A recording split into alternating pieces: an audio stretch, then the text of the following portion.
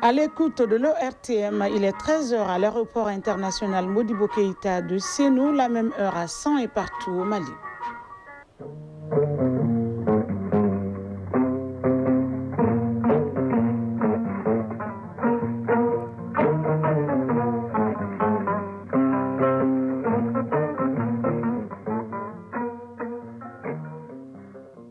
Le journal. Aïssata Saliou Maïga.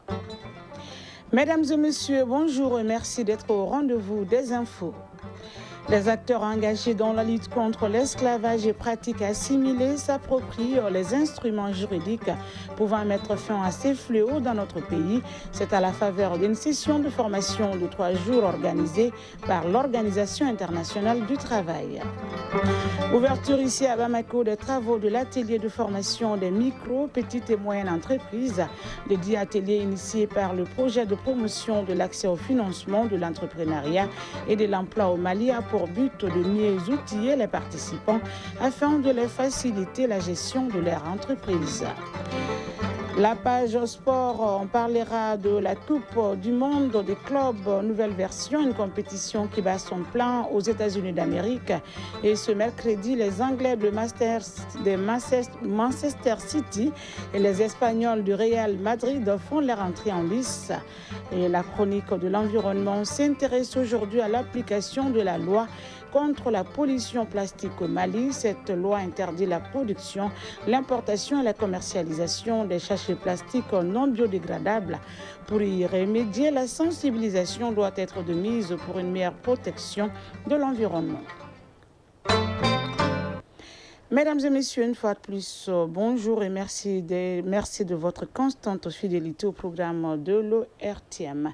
Je vous le disais à l'instant, dont les titres lutte contre l'esclavage et pratiques assimilées, l'Organisation internationale du travail s'y emploie. En effet, elle a initié ce mardi ici à Bamako une session de formation de ses acteurs, formation qui se tient dans le cadre d'un projet de 20 mois couvrant 5 localités du Mali, dispositions légales de répression de l'esclavage, la traite des personnes et le trafic illicite des migrants d'un nouveau code pénal, le code de procédure pénale et convention internationale ratifiée par le Mali. C'est le thème retenu pour l'occasion. Tchemouko Konaté pour les détails.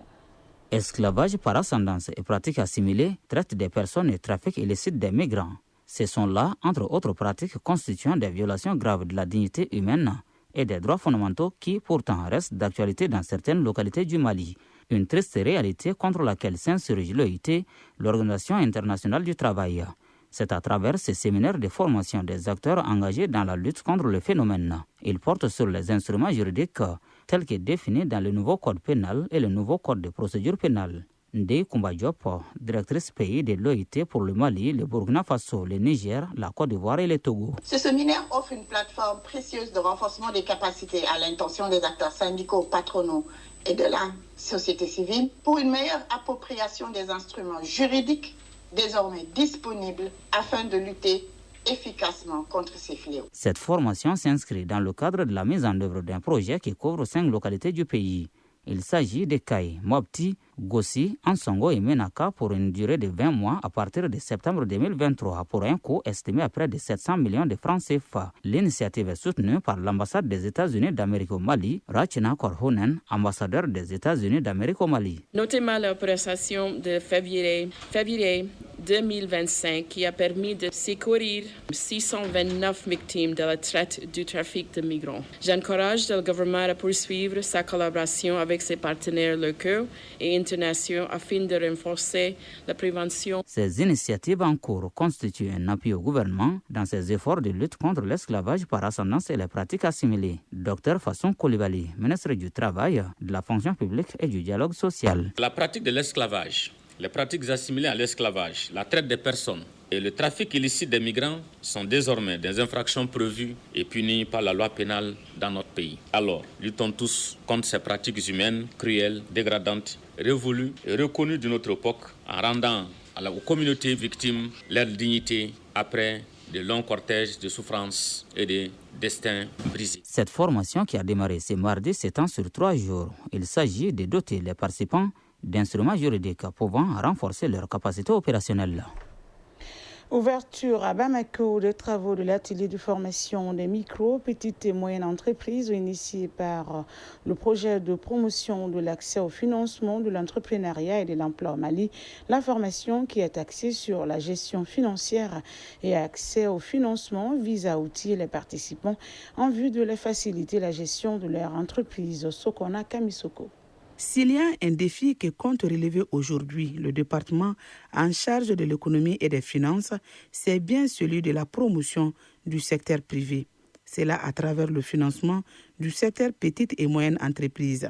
C'est ce qui justifie d'ailleurs la tenue de la présente session. Touré Fatoumata Koulibaly, coordinatrice du projet PAFEM. Nous sommes heureux et fiers de bénéficier pour cette activité de l'appui de la Société financière internationale. Leur soutien continu témoigne de leur engagement à promouvoir un environnement propice à l'entrepreneuriat, en particulier pour les entreprises qui rencontrent encore des difficultés à accéder aux ressources, à la formation et surtout au financement. En effet, l'objectif de cet accompagnement est clair. Il s'agit de préparer les micro, petites et moyennes entreprises à répondre aux exigences du marché et à améliorer leur accès au financement en les dotant d'outils concrets et adaptés à leur réalité. La présente rencontre regroupe une 60aine de participants. Elle constitue une étape décisive de la mise en œuvre du projet PAFEM, projet de promotion de l'accès au financement de l'entrepreneuriat et de l'emploi au Mali. Souaïbou Djabi, conseiller technique au ministère de l'économie et des finances. Le département en relation avec le PAFEM a placé le renforcement des capacités des entreprises au cœur de sa stratégie. Dès 2021, une étude diagnostique a été menée sur l'ensemble du territoire national pour identifier les besoins en formation du secteur. Cette étude a révélé 2 priorités majeures, à savoir l'amélioration de la gestion financière des entreprises et la facilitation de leur accès au financement. En réponse à ces besoins, un programme de formation structuré a été élaboré. Je reste convaincu qu'un secteur privé dynamique et bien encadré est l'un des piliers majeurs de la transformation économique de notre pays. À la fin de cette formation, qui dure 9 jours, les participants, au dire des initiateurs, seront dotés de connaissances leur permettant d'accéder au financement et de bien gérer leur entreprise. L'Académie malienne des langues à Malan a tenu ce mardi la 13e session ordinaire de son conseil d'administration. Au cours de cette session, les administrateurs feront l'examen de recommandation de la 12e session, le programme d'activité et le projet de budget 2025, compte rendu Djamba Moussa Konaté. Le Conseil national de transition a adopté la loi organique déterminant les conditions et modalités d'emploi des langues officielles du Mali le 24 avril 2025. Cette 13e session ordinaire du Conseil d'administration de l'Académie malienne des langues à Malan se tient donc dans ce contexte. Cette avancée consacre la volonté politique de faire des langues nationales des instruments effectifs de gouvernance, d'enseignement et de cohésion sociale. Dr Adama Diokolo Koulibaly, directeur général de l'Académie malienne des langues à Malan. Nous allons analyser effectivement les dossiers que nous appelons effectivement plus ou moins brûlants parce qu'on a dit que c'est un peu ambitieux. C'est autour effectivement de 5 axes principaux. Surtout, il y a l'analyse effectivement vraiment des recommandations de 2024. Les administrations vont se pencher effectivement vraiment sur ça. Structure emblématique de notre souveraineté linguistique et culturelle, en 2024, l'Amalan a réalisé plusieurs activités majeures, dont la relecture de documents linguistiques de référence, notamment de grammaire et de lexique spécialisés dans 12 langues officielles et bien d'autres. Au titre de 2025, l'Amalan présente un programme ambitieux. Boubacar Dambélé, secrétaire général du ministère de l'Éducation nationale. Le programme d'activité 2025 que vous aurez à examiner est ambitieux. Il est structuré autour de 5 domaines prioritaires: la recherche linguistique, la gouvernance, les plaidoyers, la traduction et la communication. Je vous invite à lui accorder toute votre attention afin d'orienter judicieusement les actions à venir pour l'atteinte des objectifs fixés. Rappelons que le budget prévisionnel de l'Amalan au titre de 2025 se chiffre à 635 millions de francs CFA contre 657 en 2024. Fin des activités de la 26e édition de la quinzaine de l'environnement à Sens. C'est le secrétaire général du ministère en charge de l'environnement qui a présidé la cérémonie après une matinée de plantation d'arbres dans la cour de l'école Santoro Extension. Au nom des plus hautes autorités, Moussa Diarra a salué non seulement la mobilisation nationale autour de cette édition, mais également les forces vives de la région des Sons pour l'accueil chaleureux réservé aux différentes délégations. Descend le compte-rendu de Drissa Koné avec la voix de Boubacar Bablin Touré. La 26e édition de la quinzaine de l'environnement a été l'occasion pour les acteurs d'accroître la sensibilisation, la communication et la mobilisation autour des enjeux environnementaux. Moussa Diarra, secrétaire général du ministère de l'Environnement, de l'Assainissement et du Développement durable. À travers des activités variées, journées portes ouvertes, conférences débats, campagnes de reboisement, visites de terrain, émissions médiatiques, expositions, formations, démonstrations, autant d'activités organisées sur tous les territoires, nous avons porté le message environnemental à toutes les couches sociales. Les deux thèmes, la lutte contre la pollution plastique et la restauration des terres au cœur de ces activités, ont permis d'aborder des grandes thématiques. Pollution plastique et gestion des déchets, déforestation, désertification et dégradation des terres, sauvegarde du fleuve Niger, préservation de la biodiversité et valorisation des ressources naturelles, amélioration du cadre de vie et promotion du civisme environnemental. Ces activités ont permis de dresser un état des lieux de notre environnement, mais aussi de faire émerger des solutions locales, des innovations, des savoirs endogènes, conciliant développement, justice sociale et durabilité écologique. En prélude à la cérémonie, une séance de plantation d'arbres a eu lieu dans la cour de l'école Santoro Extension.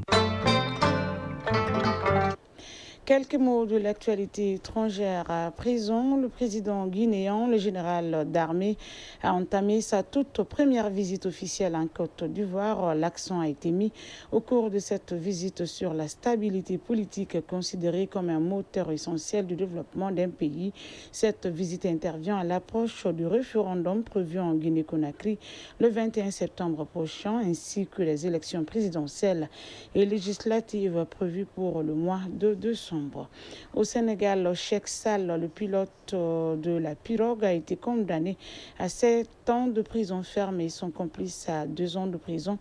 Tous deux devront verser 5 millions de francs CFA, dommages et intérêts aux familles des victimes. Les 2 hommes ont été jugés lundi dernier à la suite du naufrage d'une pirogue au large de Mbour qui a causé la mort d'au moins 26 personnes avec des dizaines d'autres portées disparues. Au Nigeria, le nouveau bilan de l'attaque terroriste survenue le week-end dernier s'est alourdi à 150 morts avec d'importants dégâts matériels dans le centre-nord du pays. Personne n'a revendiqué les meurtres, mais de telles attaques sont courantes dans cette région où les éleveurs et les agriculteurs s'affrontent souvent en raison de l'accès limité à la terre et à l'eau. Les éleveurs insistent sur le fait que ces terres sont des itinéraires de pâturage garantis par une loi datant de 1965, 5 ans après l'indépendance du pays. En République démocratique du Congo, le ministre de la Justice, Constant Mutamba, a annoncé sa démission en pleine affaire de détournement de 10 milliards de francs CFA, une somme destinée à la construction d'une prison dans la ville de Kisangani, au nord-est du pays. Cette démission intervient après que le procureur général près la Cour de cassation, Firmin Mvondo, lui a interdit de quitter la capitale. Selon la présidence, cette démission a été acceptée par le président Félix Tshisekedi en attendant la remise officielle de la lettre de démission au Premier ministre. À Madagascar, le nouveau bilan de l'intoxication alimentaire s'élève à 17 morts et une quarantaine de personnes hospitalisées, dont une dizaine dans un état critique.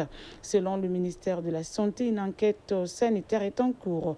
Le ministère du Tourisme a de son côté ordonné la fermeture temporaire de l'établissement après avoir constaté qu'il ne disposait d'aucune licence pour exercer des activités de restauration ou de traiteur. Les victimes sont toutes les étudiants ayant participé à une fête d'anniversaire organisée le samedi 14 juin au soir dans une salle de réception située en banlieue d'Antananarivo.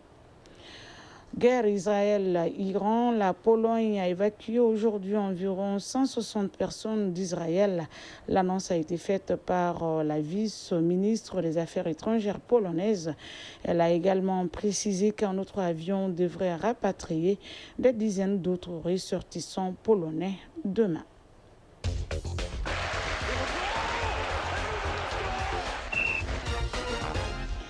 La page sport à prison, sport football, Coupe du monde des clubs, nouvelle version. La compétition bat son plein aux États-Unis d'Amérique. Déjà, certaines grosses cylindrées confirment leur statut de favoris ce mercredi. Les Anglais de Manchester City et les Espagnols du Real Madrid font leur entrée en lice. Au plan national, plusieurs de nos footballeurs professionnels sont actuellement en vacances dans le pays. Certains d'entre eux, notamment le défenseur Falaye Sako et l'attaquant Khalifa Koulibaly, nous parlent de leur saison et de leur équipe nationale. Football féminin, la 10e journée du championnat national de mars. Demain jeudi, le résumé de l'actualité sportive, c'est avec Aridjou Matina.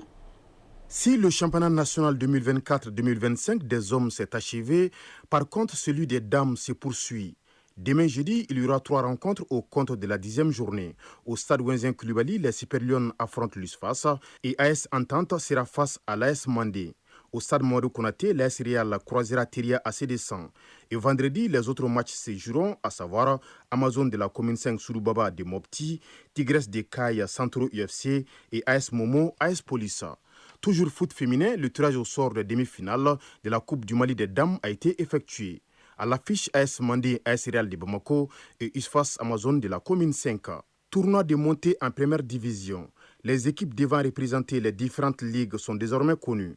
Derby Academy est le représentant de la Ligue de football du district de Bamako. L'association sportive de Kaye ASK est le porte-étendard de la première région. Malikoura FC représentera la région de Koulikoro. L'AS Douane de Sikasso défendra les couleurs de la 3e région. Le CF Balanzan représentera Ségou. Arsenal Talent Sportif ATS représentera Mopti. Tombouctou FC est le représentant de la région de Tombouctou. Pour Gao, nous avons le Sony AC et Elwij représentera la région de Kidal.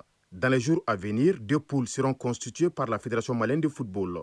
À l'issue du tournoi, les premiers de chaque poule montent en première division et remplaceront les Étoiles du Mandé et le FC Diarra qui sont descendus en division inférieure. Ils sont en vacances en ce moment. Il s'agit des footballeurs professionnels, notamment ceux qui ne sont pas concernés par la Coupe du monde des clubs. Ainsi, plusieurs footballeurs professionnels maliens séjournent au pays. C'est le cas des internationaux maliens Falaye Sako et Khalifa Koulibaly. Les 2 joueurs nous parlent de leur saison ainsi que l'équipe nationale. Falaye Sako, défenseur, joueur de Montpellier, Ligue 2 française. Bon, là, ça dépend du coach. C'est le coach qui fait ses choix. Nous, on est toujours là, on est disponible pour le pays. Si on nous fait appel, on répond présent. Donc, il n'y a pas de problème? Non, il n'y a pas de problème avec nous. Bon, la saison s'est mal passée. Là, on est descendu en 2e division. On verra le prochain projet et ce qui va venir, Inch'Allah. Le football, c'est compliqué. Il y a des saisons qui te vont. Il y a des saisons aussi qui es blessé. Il y a des saisons ça ne va pas. Donc, c'est la vie. Hein. Donc, il faut tout accepter. Donc, c'est juste ça. Et la suite? Bon, la suite, on verra. Il y a les surprises. Inch'Allah, on verra. Khalifa Koulibaly, attaquant, joueur du Stade Malherbe de Caen, Ligue 2 française. Ça fait longtemps que je ne suis pas venu à l'équipe nationale. Le peu que je vois, ça se voit qu'il vit bien. Alors, au-delà de ça, en club, comment la saison s'est passée? Plus ou moins bon. C'était une saison un peu compliquée. Donc voilà. Maintenant, vu que j'avais signé une année de contrat, je vais chercher un autre club la saison prochaine. Donc vous allez rester là-bas? Non, je ne pense pas. Et la suite, c'est quoi? La suite, je suis là en attente d'un nouveau club. Il y a des propositions? Ouais. Coupe du monde des clubs nouvelle formule, suite des rencontres de la première journée à suivre ce mercredi à 16h dans le groupe G, Manchester City, Wydad de Casablanca du Maroc. À 19h, le Real Madrid et son nouvel entraîneur Xabi Alonso entrent en lice dans le groupe H et affrontent le club saoudien d'Al Hilal du Sénégalais Khalidou Koulibaly. Et à 22h, le club mexicain de Pachuca sera face à Salzbourg d'Autriche des Maliens Moussa Yeo, Mamadi Djambou et Néné Dorgeles. En ce début du mondial des clubs, certaines grosses pointures, notamment des équipes européennes, le Bayern Munich, le Paris Saint-Germain et Chelsea ont déjà confirmé leur statut de favoris. Chronique de l'environnement. Depuis 2013, les sachets plastiques sont interdits au Mali, mais plus d'une décennie plus tard, ils couvrent toujours les rues, obstruent les caniveaux, polluent les champs et les fleuves. La loi existe, les textes sont là, mais la réalité sur le terrain est tout autre. Où en sommes-nous avec l'application de la loi contre la pollution plastique? Élément de réponse dans la chronique de l'environnement, une réalisation de Agibou Koulibaly. Au marché de Médina Koura ou dans les rues de Bakodji-Koroni, tout comme dans les marchés de Badiangara, les sachets plastiques sont toujours remis aux clients sans la moindre gêne. Pourtant, l'arrêté interministériel numéro 2012-3910, suivi du décret d'application en 2013, interdisent formellement la production, l'importation, la commercialisation et l'utilisation des sachets plastiques non biodégradables au Mali.